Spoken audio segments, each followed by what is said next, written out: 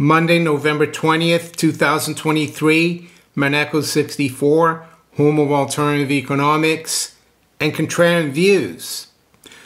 I'd say today is a really great day for this channel and for the message I've been trying to put across to the general public. And why is that? Well, it looks like Argentinians have resoundingly rejected Keynesianism, which I've been very critical of. I'm a proponent of the Austrian School of Economics. And why have Argentinians done that? Well, they just elected a president that is an Austrian school proponent, Javier Milei, and he got 56% of the vote. I'm not sure the counting is over, but it's very clear Argentinians are sick and tired of big government inflation that they've had for, well, I would say probably since the mid-40s when Juan Perón took over as president.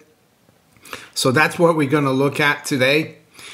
And before we look at Argentina and what I think is going to go on there, I want to talk a little bit about my channel. And we have to go back to around the late 90s when I read this book here, Ayn Rand and Atlas Shrugged. Ayn Rand's Atlas Shrugged, that is. This is a new edition. The one that I read, somehow I lent it to someone and never got it back. So I've got a new one. It's not a short book. And this book opened my eyes. Well, my eyes were quite open by then already, especially after you start working in your 20s, and if you're fortunate enough to do fairly well by the time you're in your early 30s, you kind of question, why do you have to give all this money in taxes to the government? And you realize when you have children and you start building a family that you would be much better off if they let you spend your money like you want to and not the government. So, but this really woke me up to the principle of small government, the principle of the system that we have now, which is Keynesianism, socialism, that really favors just a few at the top and impoverishes the middle class. So, yeah, finished reading. It took a while because at the time I was busy at work, but I finished reading that. And at the time the internet was growing, I looked a lot into free market, and I found the Mises.org website. I found Lou Rockwell, and eventually I bought some gold in 2002, and that led me more and more to look into the Keynesian system that we have, into sound money, into Rothbard, who's proponent, a big part of the Austrian School of Economics, von Mises. And I even went to the Mises Institute 20th anniversary in, I think it was October 2002, in Auburn, Alabama. My wife and I traveled there, and I even met Ron Paul. And I would say that Javier Milei is very similar in thinking to Ron Paul. He wants to cut the size of government. He wants to abolish the central bank, which is a great thing because there's an old saying, and I think it was Benjamin Franklin. He made a couple of statements. One is liberty is a well-armed lamb contesting the vote. He also said democracy is two wolves and a lamb voting on what to have for lunch. So, yeah, I was talking about Ron Paul, so I met him there. And I think Milei has the same philosophy. His delivery, of course, is a little different. But I think it seems to me that Argentinians, the Argentinian lambs, the sheep in Argentina, and I'm not being derogatory to Argentinians because we've got a lot of sheep everywhere around the world, and by sheep I mean people who believe that government is the best thing and that we need government to help ourselves. Well, it looks like they've woken up, and this angry lamb called Javier Milei woke them up, and they booted out the wolves. And it's interesting that the motto or the logo or the mascot for the Fabian Society is a wolf in sheep's clothing. And who are the Fabians? Well, Google it, look it up. But there is one famous, or if you want to call him infamous, man called Anthony Charles Linton Blair, or AKA Tony Blair, who is a Fabian. The other institution that was created by the Fabians, or at least funded by them, was the London School of Economics. So there you go.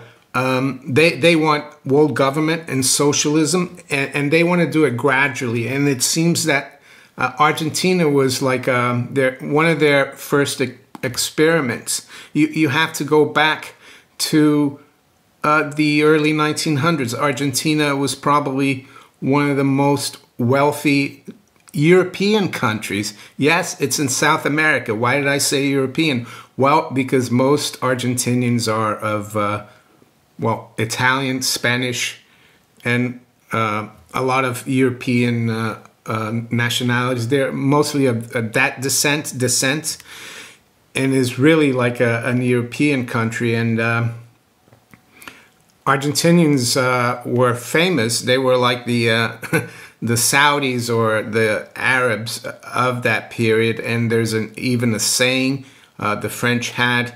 You know, if they saw someone driving, being driven by a chauffeur in a Rolls Royce, going to the best restaurants in Paris, they would say, well, he's as rich as an Argentine. So that's how Argentina, that's how wealthy that country was. It wasn't just like the elite, but the whole country was very wealthy. They have an abundance of natural resources. The name Argentina means the land of silver. And you look at Argentina, it's the 8th biggest country by area, and the population is almost 50 million. So this is very significant what's happened in Argentina.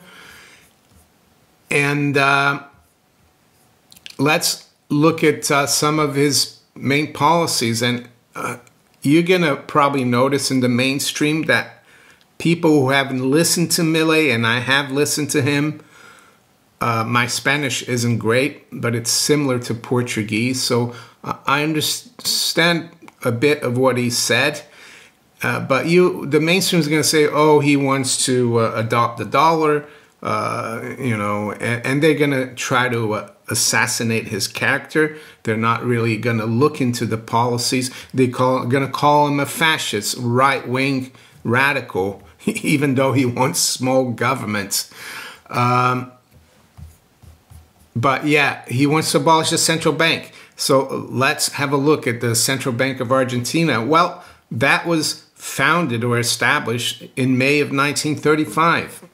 And then less than 10 years later, they had Juan Perón, who became president. And what were his policies? Well, he imposed a lot of public works. He had the government invest in a lot of public works. He expanded social welfare and forced employers to improve working conditions.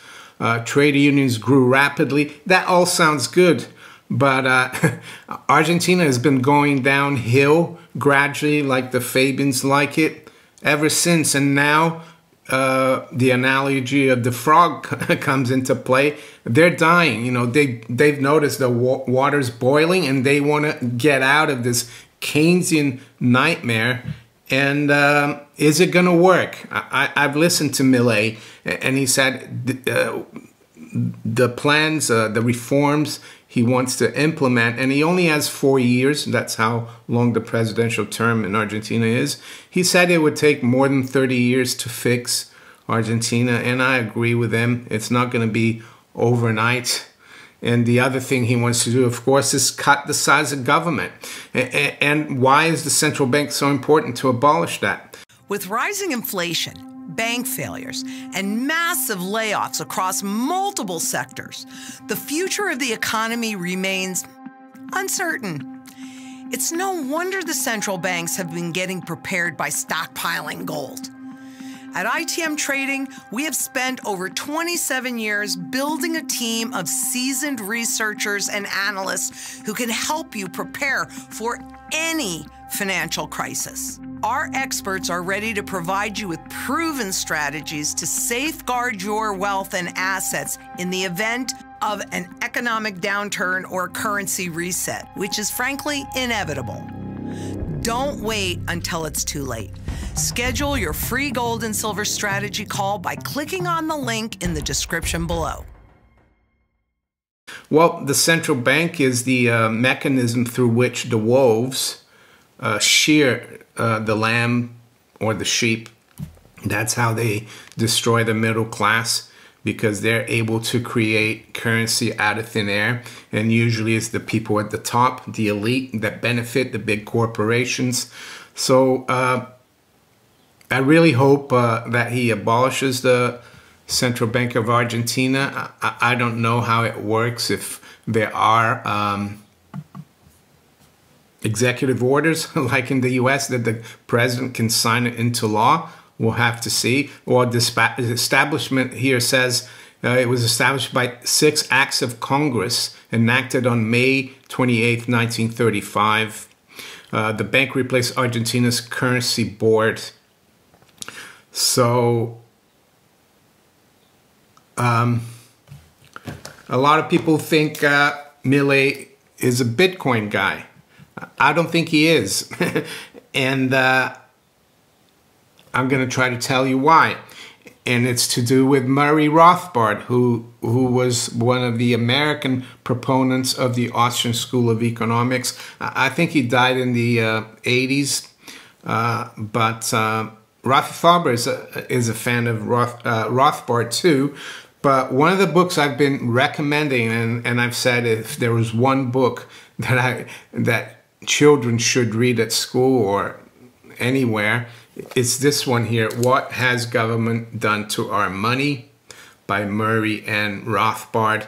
And of course, Milei is a big Rothbard fan, so I'm sure he's read this book. So, and I recommend you do too. I'll put a free PDF in the description, or you could go to the Mises.org website, which is the Mises Institute's website, and buy a book from there to help the Mises Institute. They need the help. So this is what Rothbard says here in the introduction. Let us first ask ourselves, the question: can money be organized under the freedom principle? Can we have a free market in money as well as in other goods and services? What would be the shape of such a market? And what are the effects of various governmental controls? If we favor the free market in other directions, if we wish to eliminate government invasion of person and property, we have no more important task than to explore the ways and means of a free market in money. So I'm not going to go through the the key parts of this book, because I don't want to keep you here for too long. But it's not a long book. It's not for a PhD economist. It's for anyone to read. It's really good. Highly recommend it. So at the end, though, Rothbard talks about the road ahead. And he says, having decided to return to 100% gold dollar, and that's the market that decides. The market, and that's what Milei says. He wants the free market to decide what money or currency Argentinians, businesses are going to use. Yes, they might want to use Bitcoin. They might want to use gold. They might want to use silver. They might want to use Argentine beef, but that wouldn't keep very long. But he says, having decided to return to 100% gold dollar, we are confronted with the problem of how to go about it. There's no question about the difficulty of the transition period required to reach our goal. So I'm not going to go further. What I'm trying to say here, it's not going to be easy for Argentina. And yesterday, I saw a comment in The Guardian. Why did I read The Guardian? Well, because I was trying to find news about the election in Argentina, and they were the latest news there. The result hadn't come out, and I was reading the article, and this is what they said. That view was echoed on the eve of the election by more than 100 leading economists, who I'm sure are all Keynesians, who have a Milei presidency, who warned a Milei presidency could cause economic devastation and social chaos. I mean, a country that whose currency is worthless, where inflation is running at triple digits, where 40% of the population is now in poverty, a country that was one of the richest countries in the world until 100 years ago. They're saying that by changing from, from where we're now, it's going to be chaos. No, this is going to hopefully bring Argentina out of chaos and into, a better, more prosperous Argentina. Of course, as Franklin said, you always have to be, well armed, vigilant. So I was reading that Milei, since he came second in the first leg of the presidential election, that he's kind of allied himself with some more mainstream presidents. Let's hope he doesn't do a Ronald Reagan. Ronald Reagan said government was the problem, and he almost tripled the national debt, right? Let's hope he's not like Reagan and he does something. Let's hope that he abolishes the central bank in his first term. If he wins again, of course, it could be his first and last. And so I've talked about Milei before. For those of you who are not familiar with my channel, I spoke about him in July when he won the primary. There was a primary vote for the Argentinian presidential election. I'm going to put it up in the cards in the description. I entitled it Central Bank Slayer Wins Presidential Primary in Argentina. And then I made another video in September, Central Bank Slayer Gaining Popularity Worldwide. He was interviewed by Tucker Carlson. I think he got hundreds of millions of views on Twitter or X. So, let's see what happens. Many people will say, well, he's a controlled opposition, and he might be. Let's hope not. Let's hope he abolishes the central bank. That's what needs to be done. And don't be distracted by the mainstream. They're going to use a campaign of infamy. They're not going to look at his policies and what it really means. They're just going to say, oh, he's for free market in organs of babies and stuff. And this is in relationship to a question someone asked many years ago, because he's a free market guy, and they put that question to him. And now when you read about him, that's, they make sure they put that there. But I personally think he's a good guy, and we'll have to wait and see. And hopefully this revolution out of Keynesianism will spread worldwide, because unfortunately here in the UK, US, and Europe, we're all Keynesians. We all have big government. And maybe Argentina is going to show us the way. Who knows? But with that, let's quickly look at where the markets are this morning. It's 8:30 a.m. London time. We got spot gold at 1977. High's been 85, low's been 73. We're down about $3. Spot silver is down 20 cents or 0.7%, 23.50. Low's been 49, high 82. The Dow futures is down 12, NASDAQ down 26, S&P down 3 points. To the currencies, sterling is up 0.2 at 124.87. The euro is, it's up 0.1% at 109.26. The dollar is down 0.5% versus the yen, 148.91.